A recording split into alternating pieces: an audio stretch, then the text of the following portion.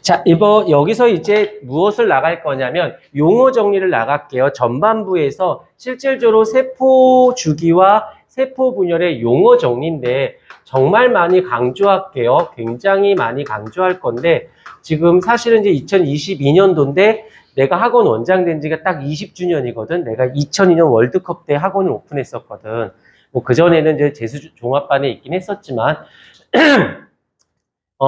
일단 이 생명과학에서 유전 파트에서 아이들이 초창기 때 3등급을 가기 위해서 많이 빠지는 어려워하는 문제 유형들을 분석해 보면 첫 번째 우선순위가 뭐냐면 용어, 단어의 모호성 때문에 문제를 틀리는 경우가 생각보다 많아요. 그래서 여기는 단순하게 그냥 영어 단어다라고 생각하고 설이나 나한테 잉크하면은 안 돼. 졸지 마세요. 자, 여기에서 굉장히 중요한 용어 정리들이 나오니까 꼭 잡아주도록 하십시다. 첫 번째 뭐니 뭐니 해도 제일 먼저 나오는 것이 DNA라는 말과 그 다음에 유전자라고 하는 단어의 정의가 나오고 대놓고 문제로 출제되진 않아요. 이 용어 정리가. 근데 어떻게 나오냐면 보기 중에 스무스하게 싹 끼어 들어가. 그러면 보기는 알겠지만 문제는 보기는 기억, 니은, 디귿으로 되어 있고 그거 중에서 초이스를 하는 건데 이 용어 정리가 보기 중에 나와 있다 보니까 옳은 거, 옳지 않은 걸 빨리 캐치해서 빼버리면 오지선다가 아니라 삼지선다에서 출발을 하게 되는 거예요. 그래서 공부를 잘하는 친구들 보면 짧은 시간 안에 많은 문제를 푸는데도 틀리는 게 별로 없어. 그 이유가 일단 확실한 것들은 제껴놓고 출발을 하기 때문에 선택의 폭이 좁아지니까 초이스하기도 편하고 오답률도 줄어드는 거예요. 그래서 선택적으로 공부를 해주시는 게 전략적으로 중요하다라는 거 잊지 않도록 하시고 아마 조만간에 스터디 카페를 계약할 것 같아. 그래서 말이 좋아 스터디 카페고 너희들 공부할 수 있는 공간이지만 말은 좋아. 실질적으로는 감금용이야. 박아놓고 수업하자. 촬영 중이지. 자, DNA와 유전자라는 용어가 나오고 그 다음 두 번째 바로 DNA와 염색체라고 하는 이 염색체라고 하는 용어가 나오는데 이 염색체는 또다시 이렇게 구별이 되어져서 염색분체라는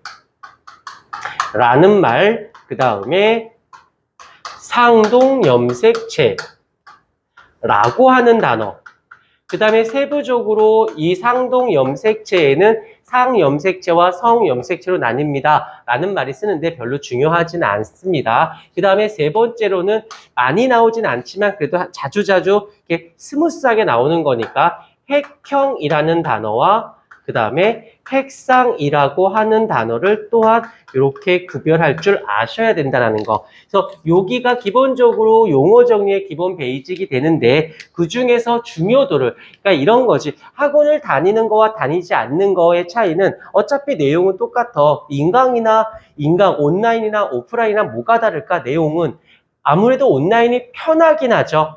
그다음에 혼자 공부하는 것도 어떻게 보면 편할 수도 있는데 왜 굳이 오프라인에 오느냐면 바로 이거야. 선택과 집중의 차이 때문에 그래요. 이게 다 중요해. 그렇다면 누가 더 중요하냐는 거지. 바로 여기서 중요도의 레벨을 잡는 거야. 뭐니 해도 얘가 가장 메인이 돼요. 그래서 메인이 되는 이유는 간단해. 문제로 많이 출제가 된다라는 뜻이야. 그 다음에 선택과 구분도 할 수 있는 걸 배우려고 왔다라고 생각을 해주시면 됩니다. 그래서 가볍게 듣고 끝낼 거와 집중해서 기억할 거를 구별할 수 있게끔 잘 분류해 놓을 테니까 그대로 부탁인데 지금은 학습이다라고 생각하셔야 돼요. 학습, 습득을 한다의 개념에서 시작을 해주시면 되고 가면 갈수록 이해와 추론을 만들어 드릴 테니까 자, 이제 DNA와 유전자라는 말이 나와요. 자, 그러면 여기서 잠깐 유전이라는 단어를 참 많이 들어봤을 거 여기저기에서 많이 넌 누굴 닮아서 그러니? 물론 엄마는 아빠 잘했을 때는 나 닮아서 그런 거고 잘 못했을 경우는 배우자를 닮았다라고 얘기를 할 거야. 거짓말이야. 똑 다 닮았어. 근데 안타깝게도 어머님들 잘 들으세요. 유전학의 교육학에서 연구 결과를 했는데요. 지능에 관한 유전은, 즉 학습에 관한 유전은 모계 유전이라고 발표가 났어요. 자, 이 어머님들 아이가 성적이 안 되거나 공부 안 하고 그러면 아이를 쳐다보지 마시고 거울을 보시도록 하시면 됩니다. 알겠습니까? 그런데 그대들이 두 가지를 생각해야 돼요. 엄마 탓만 하지 마시고 두 가지. 유전은 선천성 유전과 후천성 유전으로 나누게 돼요. 그러니까 태어날 때부터 부모로부터 받은 유전, 즉 이건 뭐냐면 자손에게 전달되어지는 것을 우리는 유전이라고 해요. 근데 유전자, DNA, 여기 있는 내 세포의 일부를 주는 것도 유전이야. 이걸 선천성 유전이라고 하는데, 태아에서부터 먹고 자고 집안에서 생활하면서 그 갓난 아기가 보고 배우는 거, 부모의 행동을 보고 배워서 자손에게 갔잖아. 그건 후천성 유전이라고 얘기를 해요. 그 또한 이 학습은 다른 외모라든지 이런 신장은 그 영향력이 10% 이하예요. 그런데도 크게 다를 수 있지만, 그런데 이 후천성 유전은 충분히 퍼센테이지를 높일 수가 있습니다. 내가 부족하더라도 후천성 유전을 충분히 끌어올려서 올라갈 수 있다라는 거. 그래서 네 환경이 중요하다라는 거랑, 두 번째는 더 멀리 생각하면 그대들도 나중에 결혼을 해서 자손을 만들 거야. 그때 이걸 잘 기억했다가, 오케이, 내가 지금 고생한 거를 내 자손에게 대물림하지 않아야겠다라는 생각. 만약에 내가 성격이 모났어. 그럼 성격을 바꾸려고 노력하시고요. 학습이 잘 안 됐어. 그럼 성격이 다 좋지, 다 좋지. 나만 성격이 지랄 같지? 다 성격은 너무 좋아도 안 돼.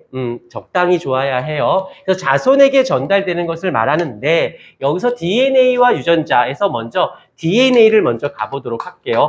DNA라는 거 잘 기억해 주십시오. DNA라는 건 보통 이제 핵산이라는 말을 쓰는데, 핵 속에 있는 산성 물질이라서 DNA와 RNA로 나누게 되고, 디옥시뉴클레어 엑시드라고 합니다. 그래서 얘를 뭐라고 번역을 하느냐? 유전에 관련된 자손에게 전달되는 그 물질의 정보를 어떻게 하고 있다? 그것을 저장하고 있다라고 합니다. 나왔으니까 RNA, 리보뉴클레어 엑시드라고 하는 RNA는 조금 달라. 유전 정보를 전달이라는 말을 씁니다. 약간 다르니까 기억만 해놓도록 하시고요. 그런데 얘가 보통 우리가 알고 있는 이 애는 46개. 그래서 생김새를 보게 되면 얘가 어떻게 생겼냐면 두 개로부터 몇 개를 받아 총 이렇게 얘를 23개 가닥을 받습니다. 그다음 또 하나는 요 가닥들을 염색체를 또한 모계 쪽에서 23개를 받습니다. 그래서 얘가 결국에는 하나의 두 개 쪽에서 하나, 모계 쪽에서 하나 해서 요게 하나가 세트가 되어져요. 같은 번역하면 쌍이 되어지겠죠. 그래서 이것을 약간 기호로 표현한다면 EN이라는 말을 쓰게 되는 겁니다. 이런 게 총 몇 개 있다? 이런 게 23 쌍이 있는 거예요. 그래서 쌍이다라고 해서 EN이라고 말을 하는 거고, 총 가닥수로 따지면 46가닥이다라고 얘기를 하는 것이네. 이렇게 되면 그럴 때마다 뭐 하니까 요거를 그냥 하나의 용어로 정리를 하자라고 해서 고스란히 요로 내려올게요. 얘가 요것을 우리는 상동 염색체라는 말을 쓰게 되어지는 것이죠. 그래서 요것을 상동 염색체, 쌍을 이루고 있다, 세트다, EN이다 라고 얘기를 하는 거. 그것을 우린 DNA다라고 해서 이렇게, 그 다음에 나왔으니까 얘의 단위체, 가장 최소 단위를 뭐라고 부르냐면 뉴클레오타이드라는 말을 써서 인상당 염기가 하나의 세트를 이루는 단위체. 그래서 이 아이가 모여서 이제 뭐가 돼? 모여서 이제 뉴클레오타이드 여러 개가 돼서 염색사가 되어지고, 그냥 듣기만 하세요. 염색사가 되어지면서 염색체로 바뀌는 건데, 그냥 여기까지만 잡아주는데, 문제가 되는 건 무엇이냐면 부계로부터 23개, 모계로부터 23개. 그런데 부계는 원래 어떻게 되어 있었냐면 이 N은 46개. 모계 쪽도 어떻게 가지고 있냐면 이 N은 46인데 여기서 아까 지웠지만 감수 분열을 통해서 N은 23개. 감수 분열을 통해서 N은 23개. 그래서 수정이 일어나죠. 그래서 이 N은 46이다라고 얘기를 하는데 요거 감수 분열 후의 세포를 생식세포라고 얘기를 하면서 이 부계 쪽만 먼저 볼게요. 46개 중에서 선택적으로 그 중에 절반, 누가 올지는 모르네. 하여튼 절반은 올 거야. 그러면 이건 자손에게 전달되는 거죠. 요거는 부모가 가지고 있는 거고 그 중에 절반을 자손에게 줄 거야. 요거를 우린 뭐라고 불러? 유전자라는 말을 쓰기도 한다라는, 유전자라는 말을 쓴다라는 거야.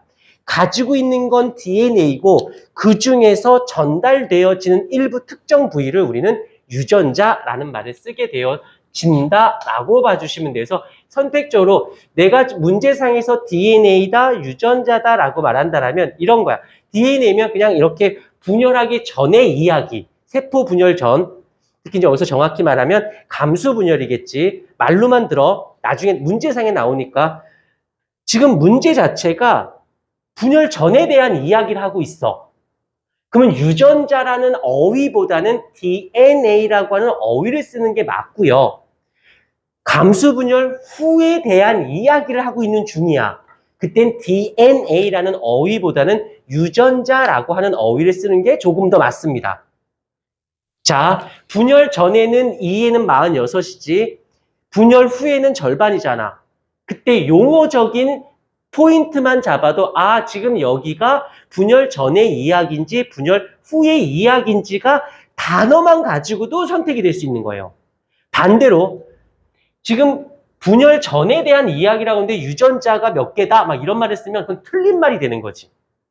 유전자라는 어휘는 일반적으로 분열 후에 있는 생식세포를 가지고 얘기한다는 거. 어떤 말인지 약간 단어가 어디에 포지션이 정해졌는지까지도 알면 문제가 조금 부드러워집니다. 알겠습니까?